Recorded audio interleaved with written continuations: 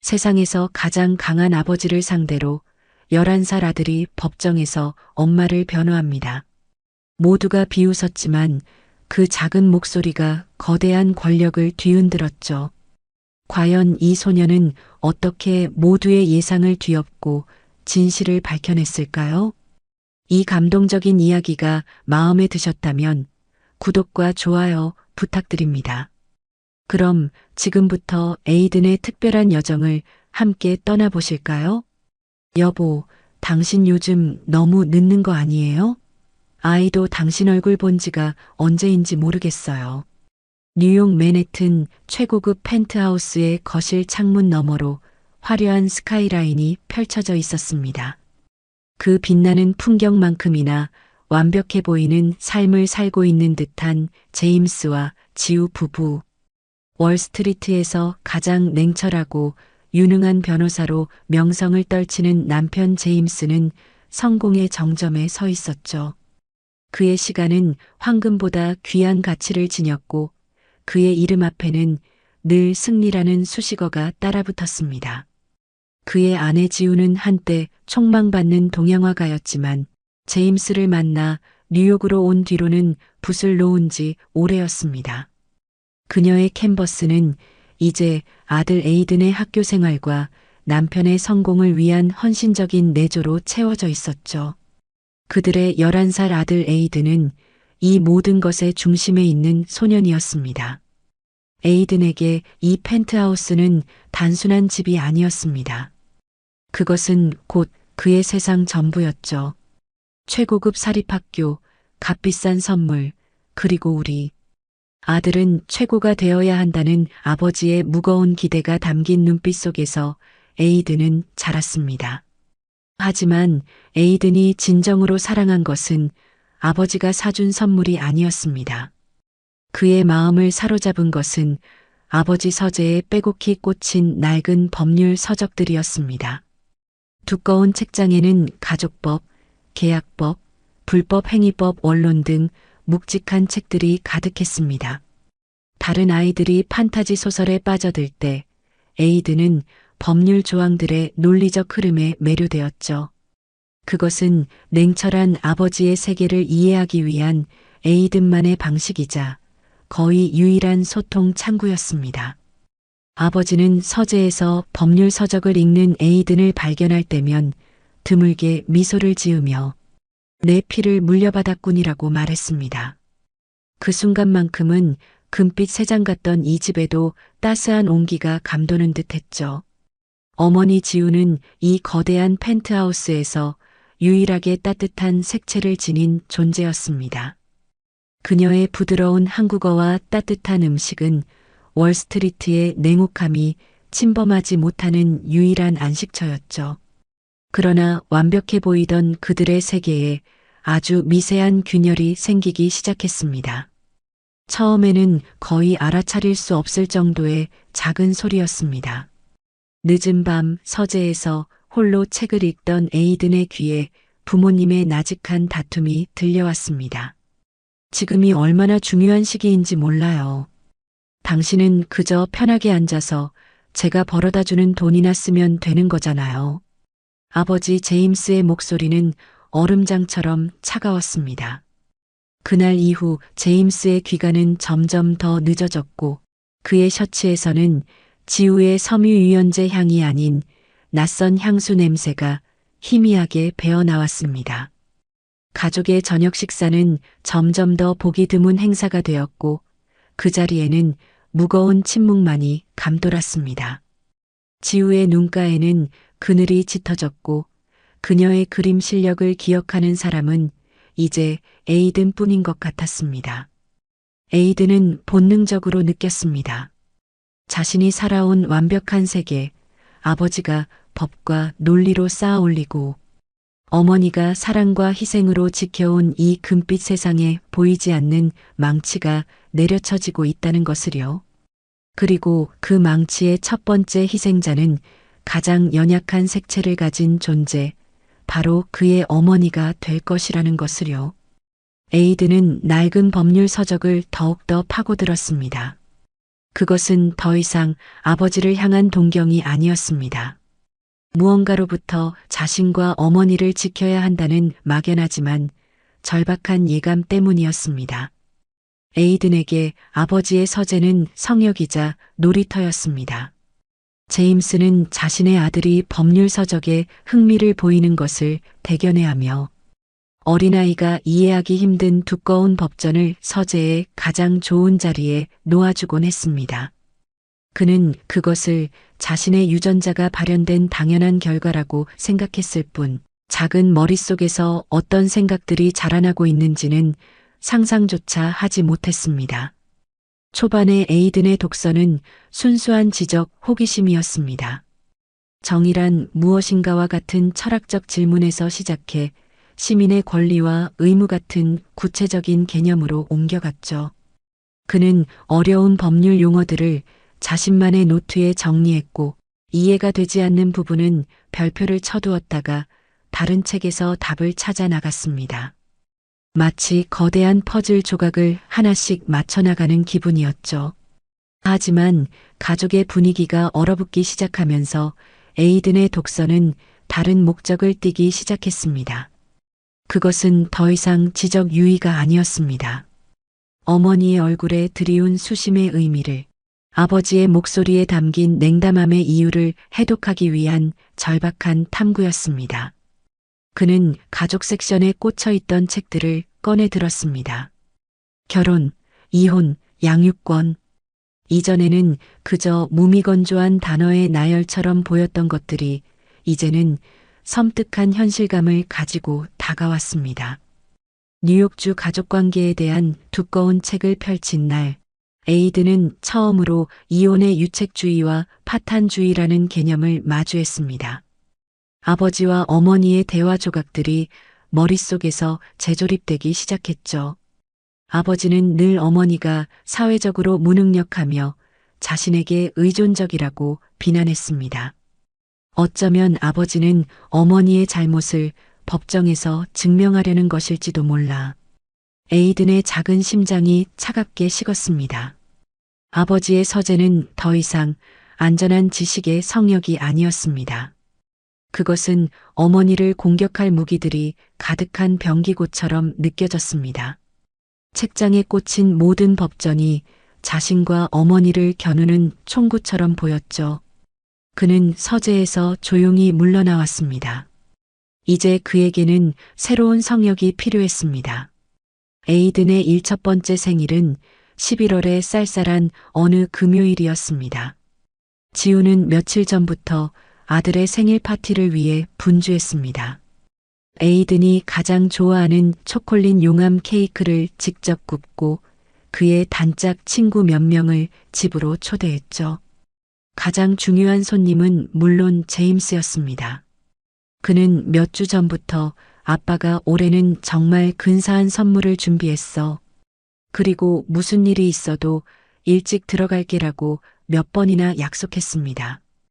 에이든은 아침부터 들떠 있었습니다.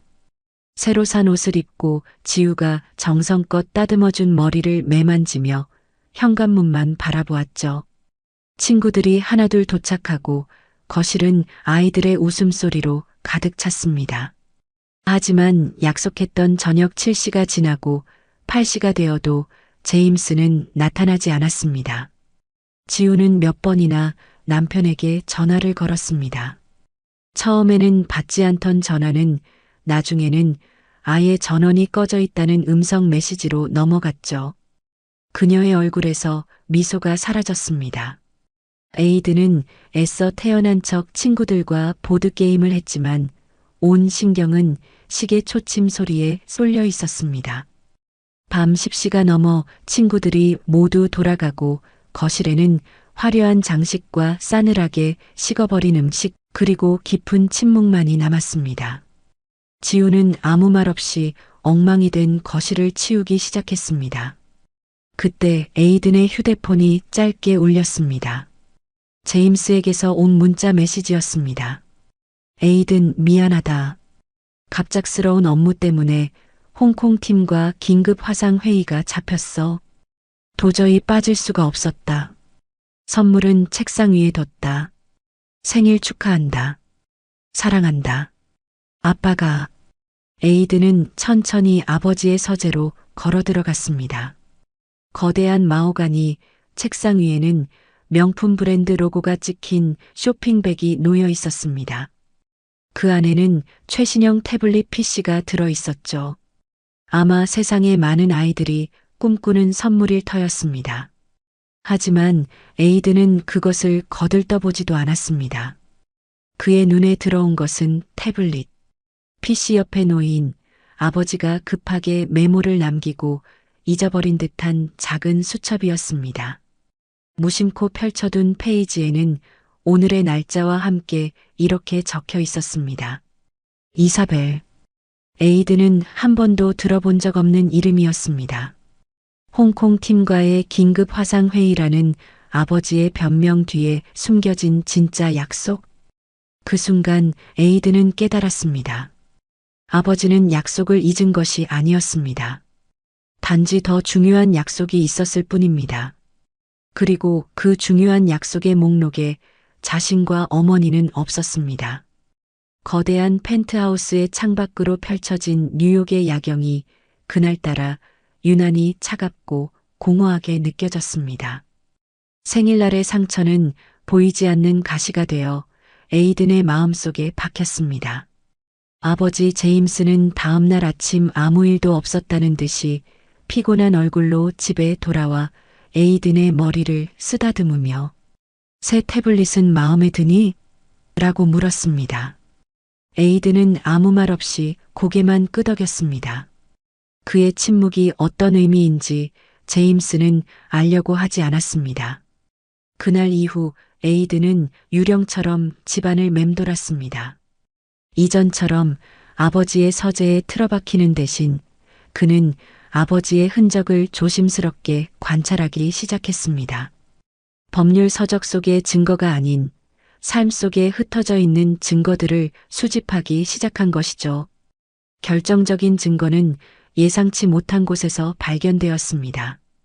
제임스는 서재에 있는 자신의 태블릿과 에이든이 선물 받은 새 태블릿을 가족 계정으로 연동시켜 놓았습니다.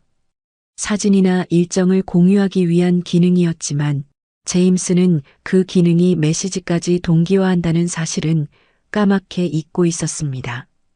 어느 날 오후 학교 과제를 하기 위해 태블릿을 켠 에이든의 화면에 낯선 알림창이 떴습니다. 발신자는 이사벨.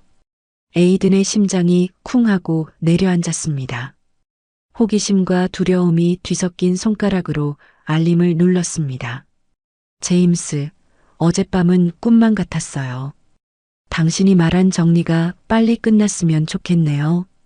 우리 새로운 집에 대한 이야기도 더 나누고 싶어요. 보고 싶어요. 이사벨. 에이든의 심장이 얼어붙는 것 같았습니다. 정리, 새로운 집. 이 단어들이 의미하는 것은 너무나도 명백했습니다. 아버지의 세계에서 정리의 대상은 자신과 어머니였습니다.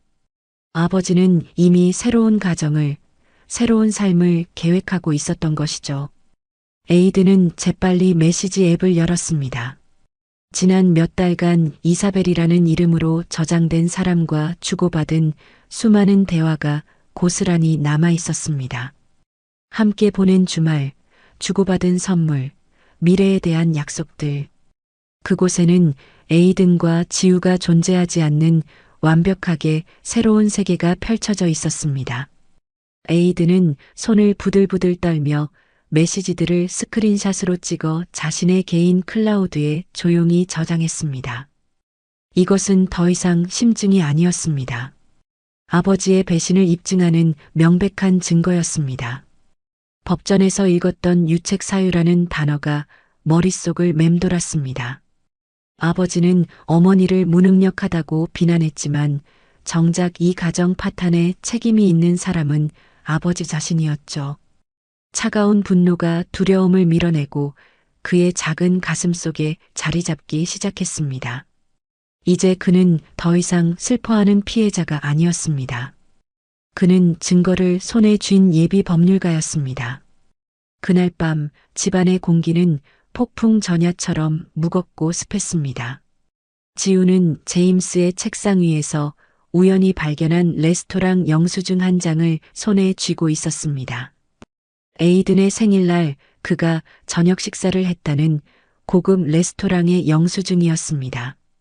2인 식사 금액은 그녀가 상상할 수 있는 범위를 훌쩍 넘어 있었죠. 홍콩 팀과의 화상회의라는 변명은 산산조각이 났습니다. 제임스가 자정이 다 되어 집에 돌아왔을 때 지우는 거실 소파에 꼿꼿이 앉아 그를 기다리고 있었습니다. 그녀의 손에 들린 영수증을 본 제임스의 얼굴이 순간 굳어졌습니다. 이게 뭐죠, 제임스? 지우의 목소리는 가늘게 떨리고 있었습니다. 피곤해. 할 얘기 있으면 내일 하지. 제임스는 아내의 시선을 피하며 서재로 향했습니다. 아니요. 오늘 해야겠어요. 지우는 자리에서 일어섰습니다. 한평생 순종적이었던 그녀가 처음으로 보이는 반항이었습니다. 우리 아들 생일날 당신은 어디서 누구랑 이 비싼 저녁을 먹고 있었던 거죠? 제임스는 짜증스럽게 돌아섰습니다. 그의 얼굴에서 마지막 남은 온기가 사라지고 법정에서 상대방을 몰아세울 때 짓는 냉혹한 표정이 떠올랐습니다. 그게 그렇게 중요해? 중요해요. 지우의 목소리가 커졌습니다. 내 아들의 상처보다 당신의 저녁 식사가 더 중요했냐는 말이에요. 그 순간 제임스의 인내심이 끊어졌습니다. 그는 비웃음을 터뜨렸습니다. 상처? 당신이 뭘 안다고 상처를 운운해? 내가 없으면 하루도 못 버틸 사람이. 무슨 뜻이에요? 말 그대로야, 지우. 제임스는 소파에 몸을 던지며 넥타이를 풀었습니다. 이 집도 당신이 입고 있는 옷도 에이든이 다니는 학교도 다 내 돈이야.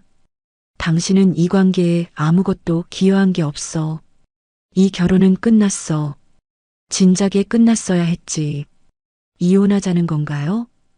지우의 얼굴이 하얗게 질렸습니다. 그래, 이혼. 그리고 에이든은 내가 키울 거야. 방에서 숨죽여 모든 것을 듣고 있던 에이든의 귀에 그 마지막 말이 비수처럼 꽂혔습니다. 그건 안 돼요. 지우가 절규하듯 외쳤습니다. 에이든은 내 아들이에요. 당신이 어떻게. 제임스는 자리에서 일어나 그녀를 내려다보았습니다. 그의 눈빛은 경멸로 가득했습니다. 법적으로 따져볼까? 난 뉴욕 최고의 변호사야. 당신은 직업도 없고 소득도 없고 심지어 제대로 된 비자 상태도 아니지. 어떤 판사가 당신 손을 들어줄 것 같아? 난 에이든에게 최고의 환경을 제공할 수 있어. 당신은 에이든에게 뭘 해줄 수 있는데? 당신의 눈물, 당신의 무능력함? 제임스가 내뱉는 모든 단어는 날카롭게 벼려진 칼날이 되어 지우의 심장을 파고들었습니다. 지우는 아무런 대꾸도 하지 못하고 주저앉아 흐느꼈습니다. 그 모습은 제임스의 주장을 완벽하게 뒷받침하는 증거처럼 보였습니다. 방문을 열고 나온 에이든은 그 처참한 광경을 똑똑히 목격했습니다. 승리에 취한 채 돌아서는 아버지의 오만한 뒷모습과 바닥에 무너져 절망하는 어머니의 연약한 어깨. 세상은 힘과 논리로 움직인다는 아버지의 말이 그 순간만큼은 부정할 수 없는 진리처럼 보였습니다. 하지만 에이든은 생각했습니다. 아버지가 가진 힘과 논리가 있다면 나도 나만의 힘과 논리를 만들면 된다. 그는 흐느끼는 어머니에게 다가가 작은 손으로 등을 감싸 안았습니다. 그 작은 손길에는 슬픔을 넘어선 차가운 결의가 담겨 있었습니다. 전쟁은 시작되었습니다. 제임스의 이혼 통보는 지우의 삶을 지탱하던 마지막 둑을 무너뜨렸습니다. 다음 날 아침 제임스는 이미 자신의 물건들을 챙겨 집을 나간 후였습니다. 텅 빈 옷장과 서재는 그의 부재를 현실로 만들었죠. 지우는 넋나간 사람처럼 며칠을 보냈습니다. 그녀는 먹지도 자지도 말하지도 않았습니다. 그저 창밖의 잿빛 하늘을 하염없이 바라볼 뿐이었습니다. 그녀에게 뉴욕은 제임스 그 자체였습니다. 그의 성공이 그녀의 세계였고 그의 집이 그녀의 울타리였죠. 이제 그 모든 것이 사라지자 그녀는 광활한 사막에 홀로 남겨진 기분이었습니다.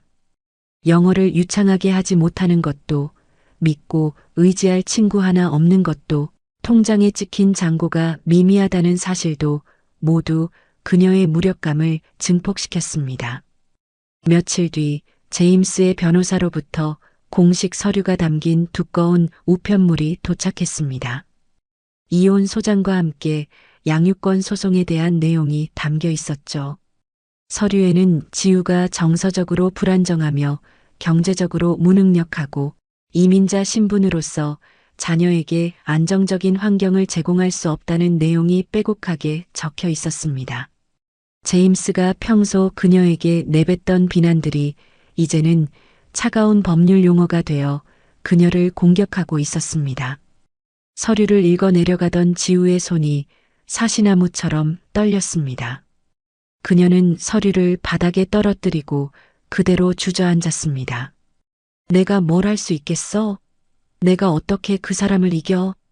그녀의 입에서 나온 것은 울음 섞인 자책뿐이었습니다. 그녀는 정말로 자신이 제임스의 주장처럼 무능력하고 불안정한 사람이라고 믿기 시작했습니다. 에이든을 사랑하는 마음은 하늘과 같았지만 그 사랑을 지켜낼 힘이 자신에게는 없다고 느꼈습니다. 에이든은 그런 어머니의 모습을 조용히 지켜보았습니다. 어머니의 눈물은 그의 마음을 아프게 찔렀지만 동시에 그 안에 무언가를 단단하게 만들었습니다. 슬픔에 잠겨 있을 시간은 없었습니다.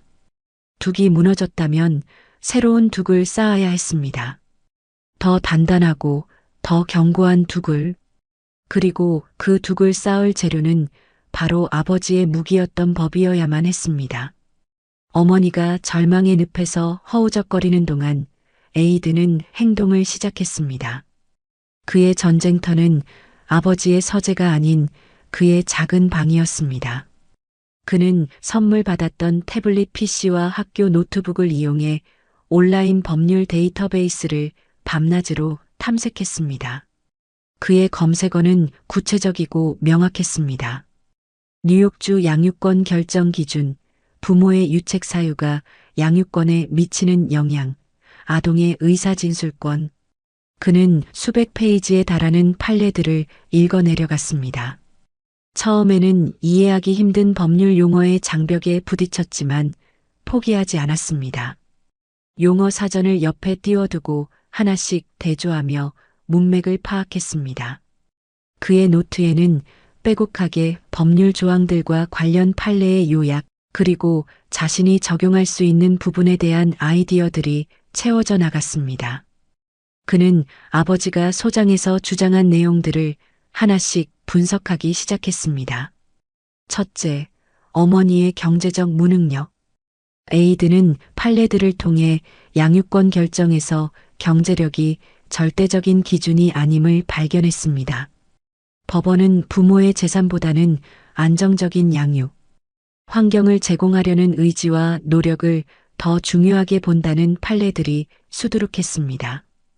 또한 이혼 시 재산 분할과 양육비, 지급 의무에 대한 조항을 찾아내 경제적 문제는 아버지가 책임져야 할 부분임을 명확히 했습니다. 둘째, 어머니의 정서적 불안정. 에이든은 이것이 가장 증명하기 어려운 부분이면서도 가장 강력한 무기가 될 수 있음을 직감했습니다. 그는 자신의 일기장들을 꺼내 들었습니다.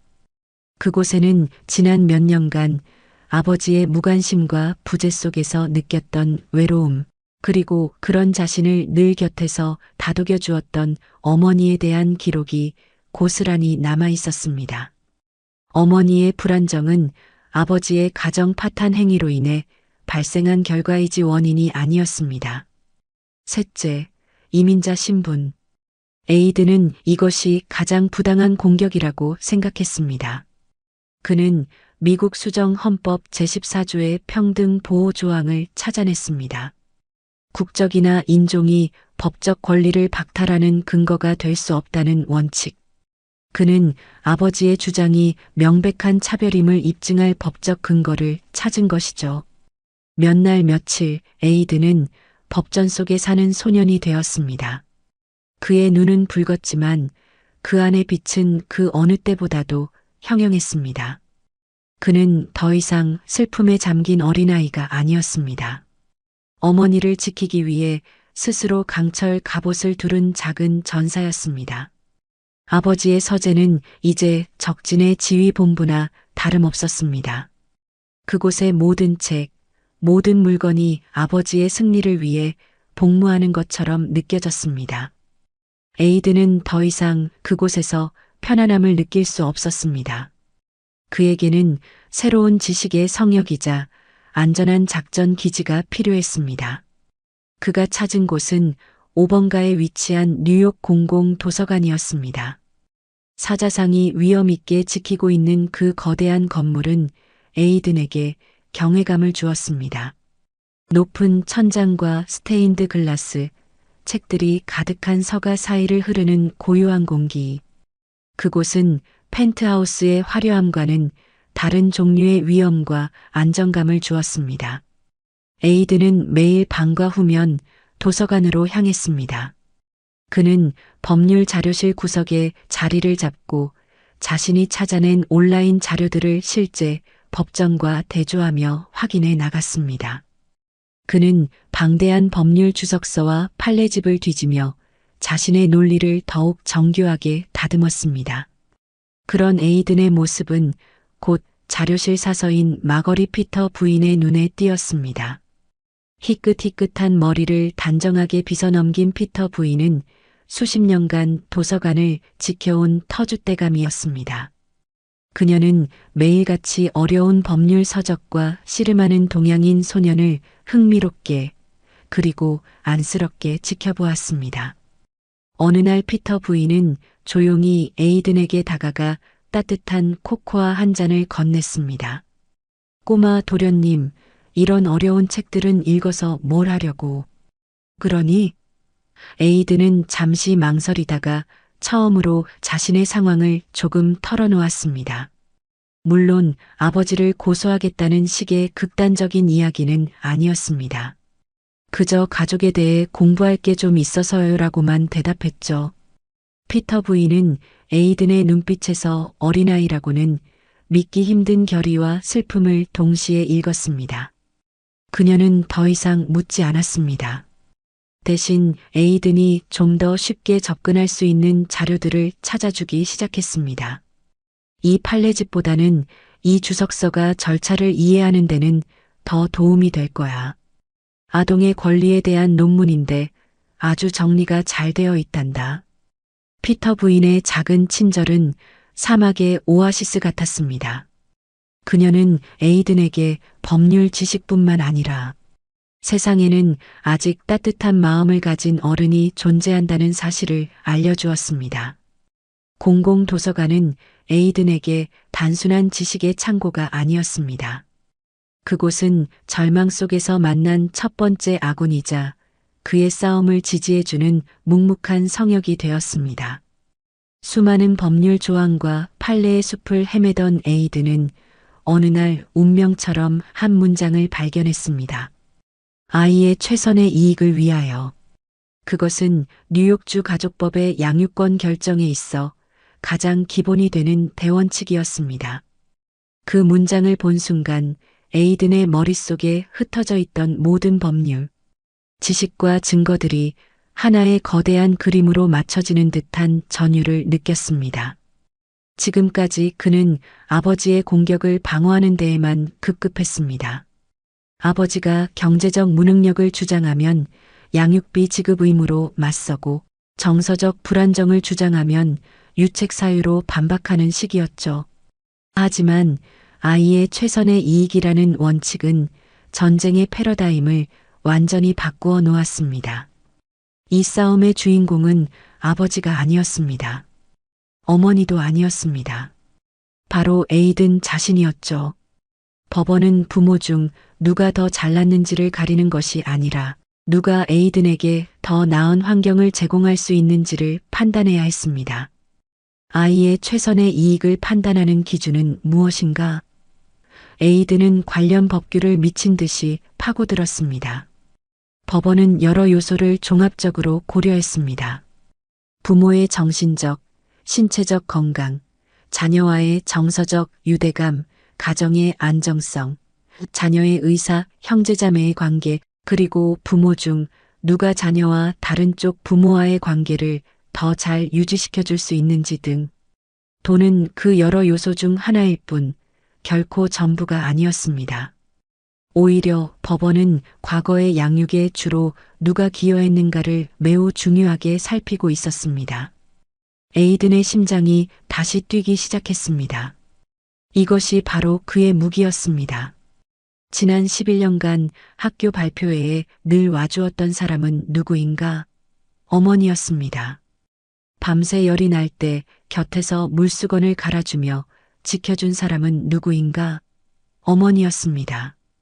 에이든이 좋아하는 책과 싫어하는 음식을 모두 알고 있는 사람도 역시 어머니였습니다. 반면 아버지는 어땠는가?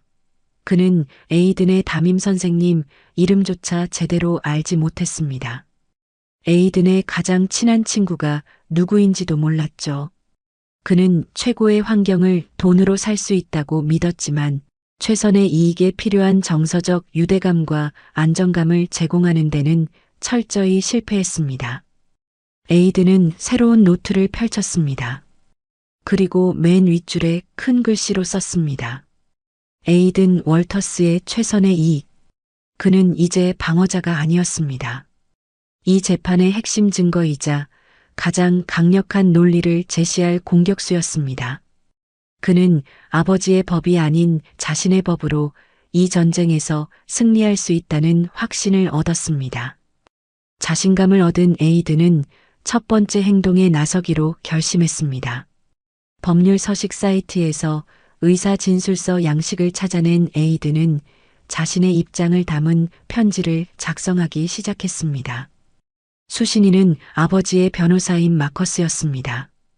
그는 어린아이의 투정처럼 보이지 않기 위해 최대한 감정을 배제하고 논리적으로 글을 쓰려 노력했습니다.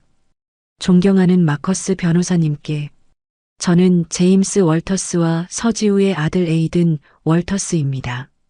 부모님의 이혼 및 양육권 소송과 관련하여 뉴욕주 가족법에 의거한 저의 의사를 분명히 밝히고자 이 서신을 작성합니다.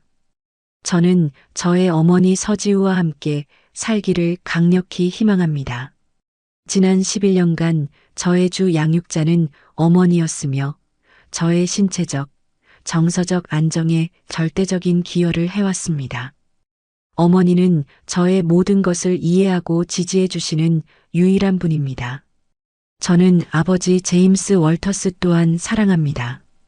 하지만 아버지의 직업적 특성과 생활 방식은 저의 안정적인 성장에 적합하지 않다고 판단합니다. 또한 저는 아이의 최선의 이익이라는 법의 원칙이 저의 삶에 실현되기를 바랍니다. 이 서신이 법적인 효력을 갖기 어렵다는 점은 인지하고 있습니다. 하지만 재판 과정에서 저의 의사가 충분히 고려될 수 있도록 변호사님께서 이 서신을 재판부에 참고 자료로 제출해 주시기를 정중히 요청하는 바입니다. 에이든 월터스 드림. 에이든은 편지를 여러 번 고쳐 쓴 뒤 깔끔하게 프린트하여 봉투에 넣었습니다. 그는 이 편지가 상황을 바꿀 것이라고 기대하지는 않았습니다. 하지만 이것은 그의 선전포고였습니다.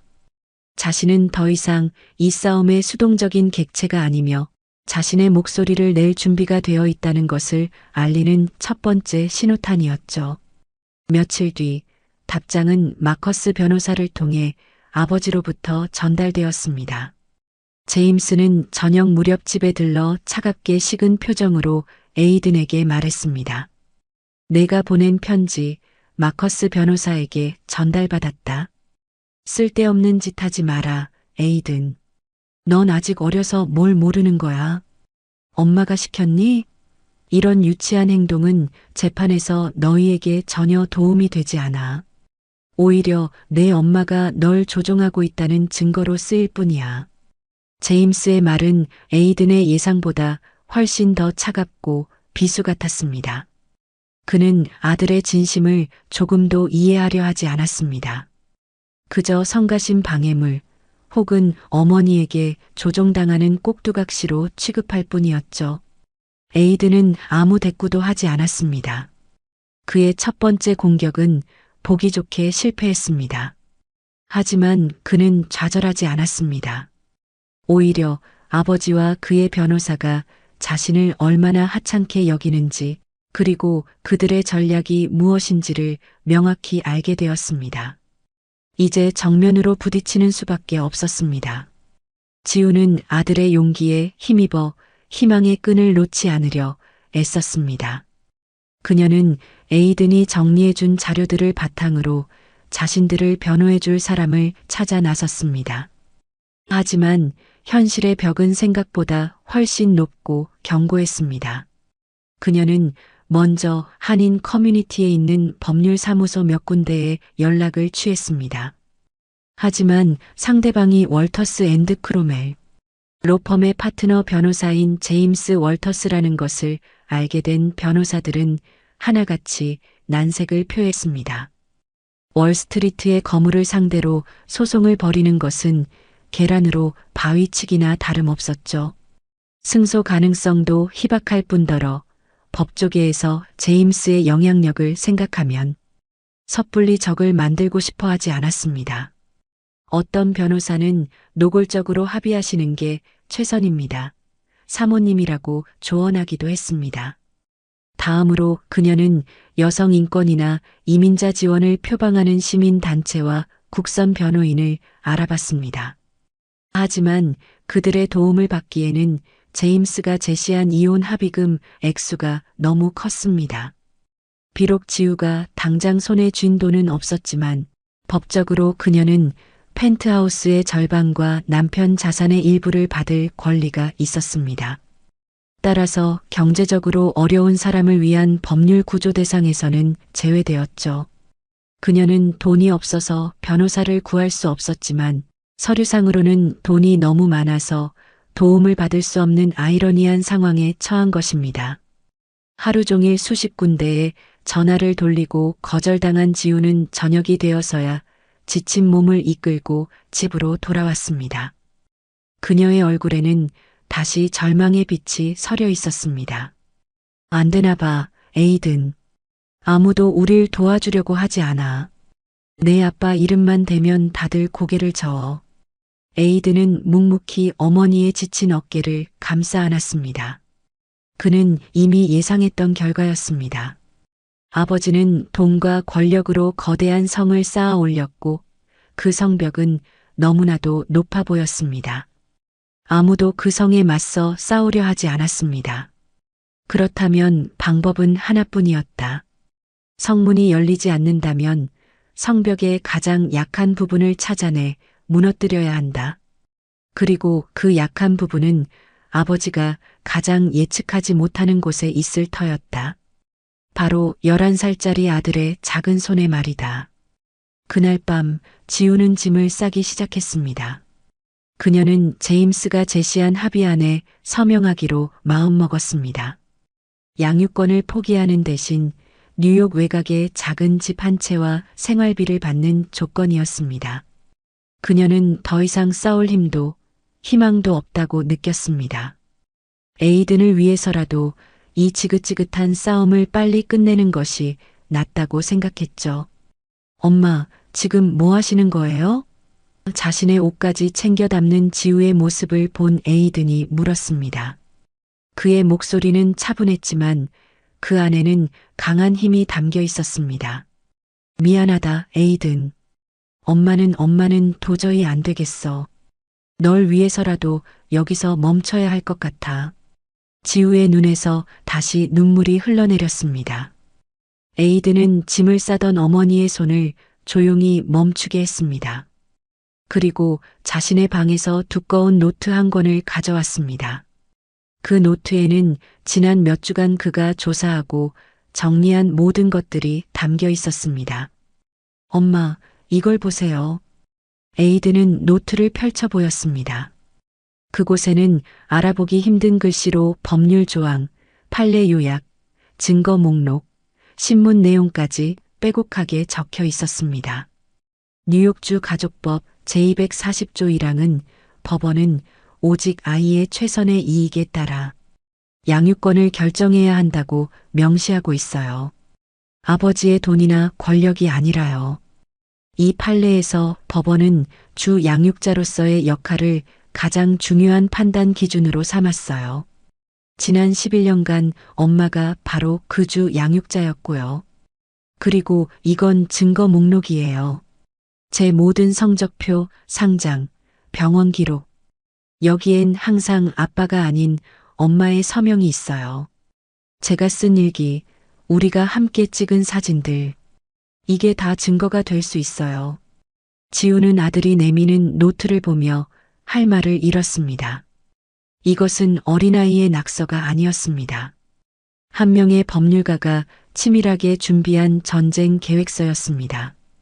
에이드는 어머니의 눈을 똑바로 바라보며 말했습니다. 그의 목소리는 더 이상 어린아이의 것이 아니었습니다. 변호사를 구할 수 없다면 제가 할게요. 제가 엄마의 변호사가 될게요. 에이든, 그게 무슨 말이니? 넌 11살이야. 말도 안 돼. 지우는 충격과 두려움에 휩싸였습니다. 나이는 숫자에 불과해요. 법은 누구에게나 평등하다고 아빠 책에 쓰여 있었어요. 그리고 이 재판의 가장 중요한 증인은 바로 나예요. 제 이야기를, 제 진실을 가장 잘 말할 수 있는 사람도 나고요. 엄마, 제발 저를 믿어주세요. 우린 아직 지지 않았어요. 싸울 수 있어요. 에이든의 눈빛은 흔들림이 없었습니다. 그 작은 소년의 눈에서 뿜어져 나오는 강철 같은 의지에 지우는 자신도 모르게 눈물을 닦았습니다. 세상 모두가 등을 돌렸을 때 자신의 아들이 가장 강력한 아군이 되어 눈앞에 서 있었습니다. 어쩌면 이것은 무모한 희망일지도 모릅니다. 하지만 아무것도 하지 않고 모든 것을 포기하는 것보다는 이 작은 희망에 모든 것을 걸어보고 싶었습니다. 지우는 조용히 고개를 끄덕였습니다. 그 순간 세상에서 가장 약하지만 가장 강한 두 사람의 동맹이 맺어졌습니다. 뉴욕 가정법원의 엘레노어 반스 판사는 법조계에서 얼음 여왕으로 불리는 인물이었습니다. 20년 넘게 가정법원 판사석을 지켜온 그녀는 수천 건의 이혼과 양육권 분쟁을 다뤄왔습니다. 그녀의 법정에서는 눈물이나 감정적 호소가 통하지 않았습니다. 그녀는 오직 법리와 증거에 기반해 냉철한 판결을 내리기로 유명했죠. 그녀는 부모의 이기심 때문에 아이들이 상처받는 꼴을 지긋지긋하게 봐왔습니다. 그래서 아이들을 법정 다툼에 끌어들이는 것을 극도로 혐오했습니다. 아이의 진술을 듣더라도 보통은 판사실에서 비공개 면담 형식으로 진행하는 것을 원칙으로 삼았죠. 어느 날 아침 그녀는 그날 처리할 서류 더미 속에서 에이든 월터스가 제출한 법정 진술허가 요청 동의안을 발견했습니다. 그녀의 미간이 저절로 찌푸려졌습니다. 11살짜리가 쓴 동의안이라니. 분명히 엄마가 뒤에서 다 써주고 이름만 빌려줬겠지. 그녀는 서류를 가볍게 기각 처리하려다가 무심코 내용을 훑어보기 시작했습니다. 그런데 읽어 내려갈수록 그녀의 표정이 미묘하게 변해갔습니다. 아이의 글이라고는 믿기 힘든 논리정연함, 법률 조항의 정확한 인용, 그리고 무엇보다도 행간에 흐르는 절박하지만 존엄성을 잃지 않으려는 목소리. 이것은 어른이 흉내낼 수 있는 종류의 글이 아니었습니다.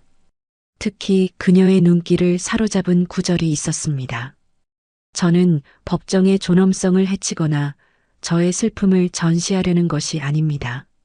다만 저의 미래를 결정하는 이 과정에서 저의 목소리가 배제되어서는 안 된다는 것을 주장하고 싶을 뿐입니다. 이는 저의 권리이자 법원이 추구해야 할 아이의 최선의 이익에 부합하는 길이라고 믿습니다. 반스 판사는 잠시 생각에 잠겼습니다. 이 아이의 요청을 받아들이는 것은 전례에 없는 일이었고 상대 측 변호사인 마커스의 거센 반발을 불러일으킬 것이 뻔했습니다. 하지만 동시에 이 용감한 아이의 목소리를 들어보지도 않고 묵살해버리는 것이 과연 옳은가 하는 의문이 들었습니다. 그녀의 마음속에서 원칙과 호기심이 충돌했습니다. 고심 끝에 그녀는 결정을 내렸습니다. 그녀는 동의 안에 기각 도장을 찍는 대신 심리를 위해 기일지정이라는 메모를 남겼습니다. 일단 직접 만나서 이야기나 들어보자. 저 당돌한 꼬마 도련님이 정말 제정신인지 아니면 그저 영악한 엄마의 꼭두각시인지 그녀의 얼음장 같은 법정에서 작은 파문을 일으킬지 아니면 한낱 해프닝으로 끝날지는 이제 곧 결정될 터였습니다. 첫 심리 기일이 잡혔다는 통지서가 집으로 배달된 날 펜트하우스의 공기는 극도의 긴장감으로 가득 찼습니다. 지우는 통지서를 붙잡고 밤새 잠을 이루지 못했습니다. 법정이라는 낯선 공간에 대한 두려움, 제임스와 그의 변호사를 마주해야 한다는 압박감이 그녀를 짓눌렀습니다. 반면 에이드는 그 어느 때보다도 침착했습니다. 그는 심리 전날 밤 마지막으로 자신의 전략을 점검했습니다. 그의 목표는 단 하나, 반스 판사로부터 법정 진술 허가를 받아내는 것이었습니다. 그러기 위해서는 자신이 어머니에게 조종당하는 꼭두각시가 아니라 독립적인 의지를 가진 이성적인 존재임을 증명해야 했습니다. 그는 예상되는 판사의 질문 리스트를 만들었습니다. 왜 변호사가 아닌 내가 직접 말하려고 하지? 이 서류는 내가 직접 쓴 것이 맞나? 어머니가 시킨 것은 아닌가? 각각의 질문에 대해 그는 간결하고 논리적인 답변을 준비했습니다. 감정에 호소하기보다는 자신의 권리와 재판의 원칙에 대해 이야기할 준비를 했죠. 한편 브루클린의 낡은 아파트에서는 세뮤얼 오코넬이 위스키 잔을 앞에 두고 에이든에게 마지막 조언을 건네고 있었습니다. 에이든, 내일 법정에 가면 모두가 널 어린애 취급할 거야. 상대방 변호사는 널 조롱할 거고 판사는 널 시험하려 들겠지. 절대 그들의 페이스에 말려들면 안 돼. 화내지도 말고 울지도 마라. 그들이 기대하는 게 바로 그거니까. 그냥 내가 준비한 대로, 내가 믿는 대로 차분하고 당당하게 말해. 내 눈을 보고 이야기해. 진실은 그 어떤 법률 기술보다도 강한 힘을 갖고 있단다. 그날 밤 에이드는 잠자리에 들기 전 불안해하는 어머니의 손을 꼭 잡아주었습니다. 엄마, 걱정하지 마세요. 우린 진실을 가지고 있어요. 아무도 그걸 뺏어갈 순 없어요. 지우는 자신보다 훨씬 더 강인한 아들의 모습에 눈시울이 붉어졌습니다. 그녀는 아들의 이마에 입을 맞추며 속삭였습니다. 고맙다, 내 아들. 그리고 미안해. 다음 날 아침 동이 트기 시작했습니다. 폭풍의 눈으로 걸어 들어갈 시간이 다가오고 있었습니다. 지우는 수수한 정장을, 에이드는 단정한 교복을 꺼내 입었습니다. 두 사람은 서로의 눈을 바라보았습니다. 그 눈빛 속에는 두려움과 함께 모든 것을 걸겠다는 비장한 결의가 담겨 있었습니다. 세상에서 가장 작은 군대가 이제 거대한 골리앗의 성을 향해 출발할 채비를 마쳤습니다. 뉴욕 가정법원의 복도는 차가운 대리석과 소독약 냄새, 그리고 사람들의 불안한 속삭임으로 가득했습니다. 지우는 에이든의 손을 꼭 잡았습니다. 그녀의 손은 차갑게 식어 있었습니다. 복도 저편에서 제임스와 마커스 변호사가 다가왔습니다. 최고급 맞춤 정장을 입은 그들은 마치 이곳의 주인인 것처럼 위풍당당했죠. 제임스는 에이든을 보고 잠시 멈칫했지만 이내 차가운 표정으로 경고했습니다. 에이든, 지금이라도 늦지 않았어. 당장 집으로 돌아가. 이건 내가 낄 자리가 아니야. 마커스는 아예 에이든을 없는 사람 취급하며 지우를 향해 경멸적인 미소를 보였습니다. 에이든은 아무 대꾸도 하지 않고 그들의 눈을 똑바로 응시했습니다. 그 흔들림 없는 눈빛에 제임스는 오히려 당황한 듯 시선을 피했습니다. 모두 법정으로 들어오십시오. 서기의 목소리가 복도에 울려 퍼졌습니다. 법정 내부는 에이든이 상상했던 것보다 훨씬 더 위협적이었습니다. 높은 천장, 짙은 색 목재 가구들, 그리고 가장 높은 곳에 위치한 판사석. 모든 것이 개인의 감정을 억누르고 법의 권위를 드러내기 위해 설계된 공간이었습니다. 제임스와 마커스는 변호인석에 자리를 잡았고 그들 뒤에는 로펌의 젊은 보조 변호사들까지 배석해 위용을 과시했습니다. 반대편 원고석에는 지우와 에이든 단둘만이 덩그러니 앉았습니다. 힘의 불균형이 극명하게 드러나는 구도였죠. 방청석의 사람들은 변호사도 없이 어린 아들을 데리고 나온 지우를 보며 수군거렸습니다. 모두가 착석하고 법정이 정숙해지자 여닫이 문이 열리고 엘레노어 반스 판사가 들어섰습니다. 그녀는 서류를 검토하며 판사석에 앉았고 날카로운 눈으로 법정 전체를 훑었습니다. 그녀의 시선이 원고석의 에이든에게 잠시 머물렀습니다. 그 눈빛에는 어떤 감정도 실려 있지 않았습니다. 사건 번호 2025FC 789 제임스 월터스 대 서지우 이혼 및 자녀 양육권 소송. 오늘 심리를 시작하겠습니다. 반스 판사의 차가운 목소리가 법정의 공기를 갈랐습니다. 무대에 막이 올랐습니다. 그리고 이 무대의 첫 번째 독백은 가장 작고 연약해 보이는 배우 에이든의 몫이었습니다. 오늘 심리는 원고 측 미성년 자녀 에이든 월터스가 제출한 법정 진술허가 요청 동의안에 대한 것입니다. 반스 판사가 입을 열었습니다. 그녀는 먼저 피고 측 변호사인 마커스에게 발언권을 주었습니다. 마커스는 기다렸다는 듯이 자리에서 일어나 과장된 몸짓으로 말했습니다. 존경하는 재판장님, 이 동의안은 기각되어야 마땅합니다. 이것은 법정에 대한 모독입니다.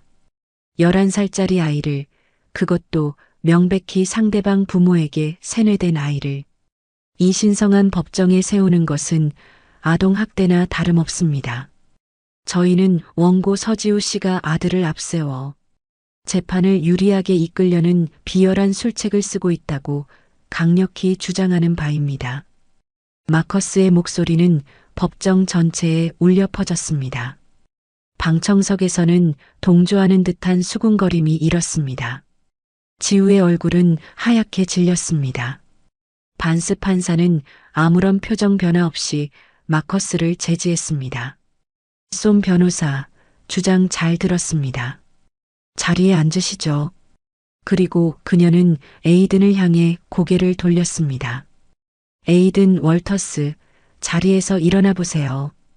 에이든은 떨리는 다리에 힘을 주며 자리에서 일어섰습니다.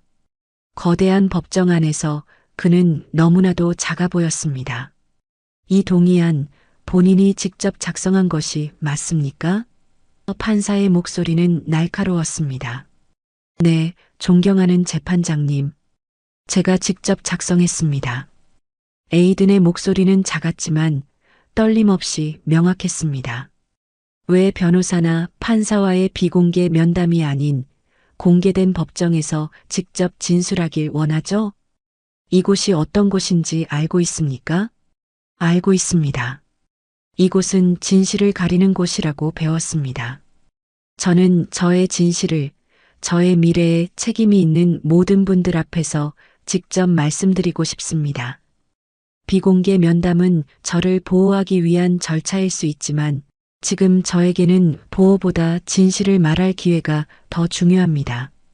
상대 측 변호사는 당신이 어머니에게 조종당하고 있다고 주장하는군요. 어떻게 생각합니까? 이것은 함정 질문이었습니다. 에이드는 세뮤얼의 조언을 떠올렸습니다. 화내지도 울지도 말 것. 저의 어머니는 저에게 진실을 말하라고 가르치셨습니다. 지금 제가 이 자리에 서 있는 것은 어머니의 강요 때문이 아니라 저의 권리를 찾고 제 삶을 지키기 위한 저 자신의 선택입니다. 만약 재판장님께서 저의 판단력을 의심하신다면 저에게 몇 가지 질문을 해보셔도 좋습니다. 제가 얼마나 독립적으로 생각하고 말할 수 있는지 직접 판단해 주십시오. 에이든의 대답은 법정의 모두를 놀라게 했습니다. 그곳에는 어린아이의 투정도 감정적인 호소도 없었습니다. 오직 차분한 논리와 당당한 태도만이 존재했습니다. 반스 판사는 잠시 에이든을 뚫어지게 쳐다보았습니다. 그녀의 얼음 여왕 같던 표정에 처음으로 미세한 균열이 가는 듯 했습니다. 그녀는 수십 년간 수많은 변호사들의 변론을 들어왔지만 이 11살 소년의 목소리만큼 그녀의 흥미를 끈 적은 없었습니다. 고심 끝에 그녀는 법봉을 들었습니다. 피고 측의 이의는 기각합니다. 법정 전체가 술렁였습니다. 마커스의 얼굴은 분노로 일그러졌습니다. 에이든 월터스의 동의안을 이례적으로 받아들입니다. 다음 양육권 심리 기일에 본인의 입장을 진술할 기회를 부여하겠습니다. 단 15분을 넘지 않도록 하십시오. 판결이 내려지는 순간 에이든은 어머니의 손을 꼭 잡았습니다.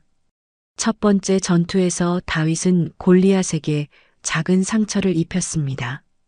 세상에서 가장 작은 목소리가 세상에서 가장 높은 장벽을 넘어선 순간이었습니다. 다음 심리 기일의 분위기는 이전과 사뭇 달랐습니다. 에이든에게 발언권이 주어졌다는 소식에 법정은 기자들과 구경꾼들로 가득 찼습니다. 반스 판사는 에이든에게 증인석으로 나오라고 명령했습니다. 증인석에 선 에이든의 발은 바닥에 닿지 않았습니다. 하지만 그의 눈빛은 판사와 법정 전체를 향해 있었습니다. 에이든 월터스, 15분 동안 진술을 시작하십시오. 에이든은 먼저 준비해온 서류들을 증거로 제출했습니다. 자신의 성적표, 사진, 어머니의 헌신을 증명하는 자료들. 그리고 그는 입을 열었습니다. 존경하는 재판장님, 저는 이 자리에서 누가 더 좋은 부모인지를 가리고 싶지 않습니다. 다만 지난 11년간 저의 삶이 어떠했는지, 그리고 앞으로 어떤 삶을 살고 싶은지에 대한 진실을 말씀드리고 싶습니다. 그는 담담한 목소리로 자신의 이야기를 풀어나갔습니다. 아버지의 잦은 부재와 무관심 그리고 그 빈자리를 언제나 채워주었던 어머니의 사랑과 헌신. 그의 진술은 논리정연했고 감정에 치우치지 않았습니다. 진술을 마치기 전 에이든은 반스 판사를 향해 예상치 못한 요청을 했습니다. 존경하는 재판장님, 허락해 주신다면 저의 아버지 제임스 월터스 씨에게 몇 가지만 여쭤보고 싶습니다. 법정이 다시 술렁였습니다. 마커스가 벌떡 일어나 소리쳤습니다. 이에 있습니다. 말도 안 되는 소리입니다. 하지만 반스 판사는 그의 말을 잘랐습니다. 기각합니다. 계속하세요, 월터스 군. 에이든은 변호인석에 앉은 아버지를 향해 돌아섰습니다. 아빠. 그는 처음으로 아버지를 아빠라고 불렀습니다. 제임스의 얼굴이 순간 굳어졌습니다. 아빠, 제가 4학년 때 가장 존경하는 사람이라는 주제로 글짓기 상을 받았던 거 기억하세요? 제임스는 당황했습니다. 글쎄, 오래전 일이라. 괜찮아요. 그럼 그 글의 주인공이 누구였는지는 기억하세요? 제임스는 입을 굳게 다물었습니다. 마리 퀴리였어요. 엄마가 저에게 처음으로 위인전을 사주셨거든요. 아빠는 그날 저녁에도 출장 때문에 집에 안 계셨어요. 에이든의 목소리는 차분했지만 그 내용은 비수처럼 날아가 제임스의 가슴에 박혔습니다. 하나만 더 여쭤볼게요. 제가 작년 겨울에 폐렴으로 일주일 동안 학교도 못 가고 알아누웠을 때 제 곁에서 밤새도록 간호해 준 사람은 누구였죠? 제임스는 아무 말도 할 수 없었습니다. 그 기간 동안 그는 중요한 계약을 성사시키기 위해 런던에 있었습니다. 그는 아들이 아팠다는 사실조차 까맣게 잊고 있었죠. 법정의 모든 시선이 침묵하는 제임스에게로 쏠렸습니다. 그의 완벽한 가면이 아들의 순수한 질문 앞에서 산산조각 나고 있었습니다. 대답하지 않으셔도 괜찮아요, 아빠. 저는 이미 답을 알고 있으니까요. 에이든은 마지막 말을 남기고 다시 판사를 향해 돌아섰습니다. 그의 신문은 끝났습니다. 그것은 법률 기술이 아닌 진실의 힘으로 이루어진 가장 완벽한 신문이었습니다. 신문을 마친 에이든은 마지막으로 자신의 입장을 정리할 기회를 얻었습니다. 그는 심호흡을 한 번 하고 판사를 향해 마지막 변론을 시작했습니다. 존경하는 재판장님, 저의 아버지는 훌륭한 변호사이자 성공한 사업가입니다. 아버지는 저에게 세상 최고의 물질적 풍요를 제공해 줄 수 있다고 약속하셨습니다. 맨해튼의 가장 좋은 집, 최고의 사립학교, 제가 원하는 모든 것을 사줄 수 있는 경제적 능력. 아버지의 주장은 모두 사실입니다. 법정은 의아함에 휩싸였습니다. 에이든이 아버지의 편을 드는 것처럼 보였기 때문이죠. 제임스와 마커스의 얼굴에 잠시 안도의 빛이 스쳤습니다. 하지만 저는 오늘 재판장님께 묻고 싶습니다. 아이의 최선의 이익이란 과연 무엇입니까? 그것이 과연 더 큰 집과 더 비싼 선물로 측정될 수 있는 것입니까? 에이든의 목소리가 점차 힘을 얻기 시작했습니다. 집이 크다고 해서 외로움까지 채워지는 것은 아닙니다. 최고의 학교에 다닌다고 해서 혼자 먹는 저녁 식사가 즐거워지는 것도 아닙니다. 제가 생각하는 최선의 이익이란 제가 슬플 때 등을 토닥여주는 따뜻한 손길입니다. 제가 스스로를 의심할 때 넌 할 수 있어라고 말해주는 믿음의 눈빛입니다. 제가 열이 날 때 제 이마를 짚어주는 걱정스러운 마음입니다. 그는 원고석에 앉은 어머니를 잠시 바라보았습니다. 지우는 조용히 눈물을 흘리고 있었습니다. 지난 11년간 그 모든 것을 저에게 주신 분은 바로 저의 어머니 서지우였습니다. 아버지가 저에게 세상을 사주겠다고 약속하셨을 때 어머니는 저의 세상이 되어주셨습니다. 경제적인 능력은 아버지가 어머니에게 양육비를 지급함으로써 해결될 수 있습니다. 하지만 어머니의 사랑과 헌신은 아버지가 가진 그 어떤 돈으로도 살 수 없는 것입니다. 그러므로 저는 뉴욕주 가족법의 가장 위대한 원칙인 아이의 최선의 이익에 따라 저의 양육권이 저의 어머니 서지우에게 주어져야 한다고 강력히 주장합니다. 저의 진술은 이상으로 마치겠습니다. 경청해 주셔서 감사합니다. 에이든의 최후 변론이 끝나자 법정에는 잠시 무거운 침묵이 흘렀습니다. 방청석에서는 훌쩍이는 소리가 들려왔고 배심원단이 있었다면 만장일치로 유죄 판결을 내렸을 것 같은 분위기였습니다. 마커스는 할 말을 잃은 채 굳어 있었고 제임스는 고개를 숙인 채 자신의 손만 내려다보고 있었습니다. 반스 판사는 아무 말 없이 에이든을 바라보았습니다. 그녀의 얼음장 같던 눈빛이 아주 미세하게 흔들리고 있었습니다. 며칠 후 최종 판결을 위한 마지막 재판이 열렸습니다. 그동안 에이든의 이야기는 언론을 통해 뉴욕 전체에 알려졌고 법정은 그 어느 때보다 많은 사람들로 북적였습니다. 반스 판사는 판사석에 앉아 한참 동안 법정 전체를 둘러보았습니다. 그리고 마침내 그녀는 판결문을 읽어 내려가기 시작했습니다. 본원은 제임스 월터스와 서지우의 이혼을 허가한다. 재산 분할은 양측의 혼인 기간과 기여도를 고려하여 판결의 서두는 일반적인 이혼 재판과 다르지 않았습니다. 제임스의 얼굴에 희미한 미소가 번졌습니다. 하지만 가장 중요한 양육권에 대한 판결이 이어지자 분위기는 완전히 바뀌었습니다. 본 사건의 핵심 쟁점인 미성년 자녀 에이든 월터스의 양육권에 대하여 본원은 다음과 같이 판결한다. 반스 판사는 잠시 말을 멈추고 제임스와 지우 그리고 에이든을 차례로 쳐다보았습니다. 피고 제임스 월터스는 아들에게 최고의 물질적 환경을 제공할 수 있는 경제적 능력을 갖추고 있음을 인정한다. 그러나 지난 수년간 그는 아버지로서의 정서적 책임을 방임해왔다. 아이의 성장에 있어 부모의 존재와 유대감은 그 어떤 물질적 풍요보다 우선되는 가치이다. 반면 원고 서지우는 경제적으로 어려운 상황에 있으나 지난 11년간 주 양육자로서 헌신적인 노력을 다해왔으며 자녀와 깊고 안정적인 정서적 유대를 형성하고 있음을 확인하였다. 그리고 반스 판사는 에이든을 향해 시선을 돌렸습니다.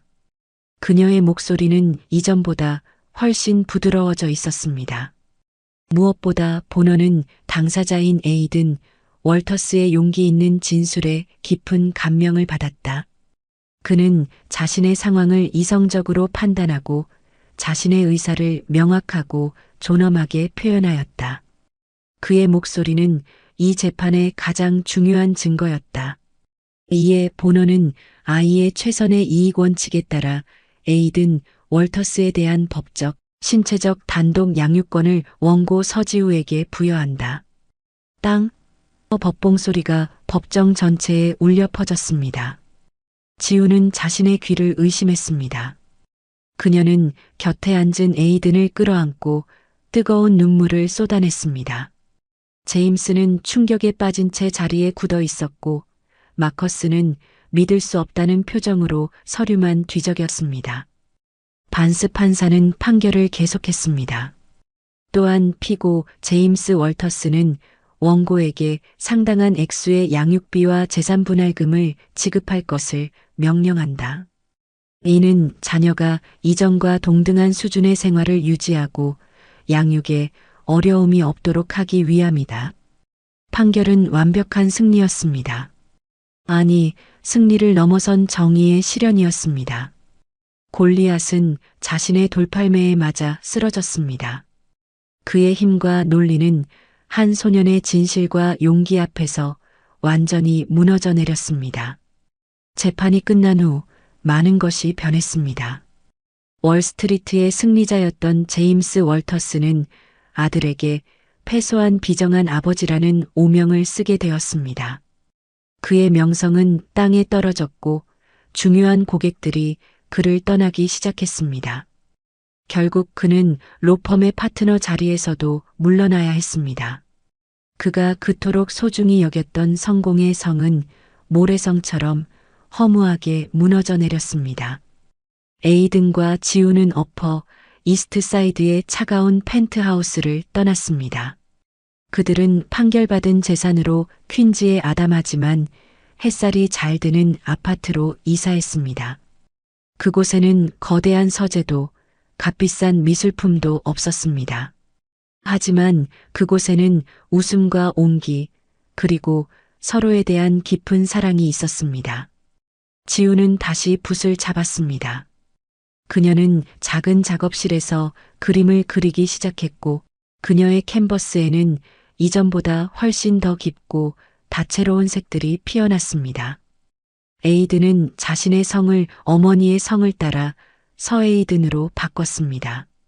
그것은 과거와의 단절이자 새로운 정체성의 선언이었습니다. 그는 더 이상 월스트리트 거물의 아들이 아닌 자랑스러운 화가 서지우의 아들이었습니다. 시간이 흘러 서에이든은 고등학교를 우수한 성적으로 졸업하고 뉴욕의 명문 로스쿨에 입학했습니다. 그의 책상 위에는 더 이상 아버지의 낡은 법전이 없었습니다. 대신 아동 인권과 이민법에 대한 새로운 책들이 그 자리를 채웠습니다. 어느 날 오후 로스쿨 캠퍼스의 벤치에 앉아 있던 에이든에게 한 후배가 다가와 물었습니다. 선배님은 왜 변호사가 되려고 하세요? 돈도 많이 벌고 유명해지고 싶어서요?